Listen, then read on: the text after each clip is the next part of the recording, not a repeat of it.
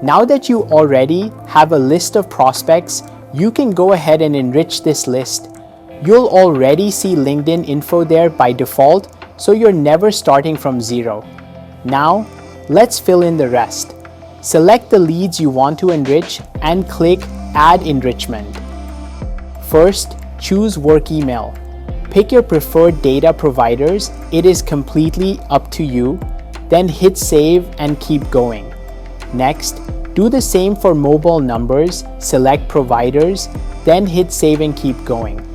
And if you want deeper context, just switch to our AI agent. For example, you can ask, find real estate investment firms funding green building projects. The AI scans live public data and adds real-time insights straight into your table.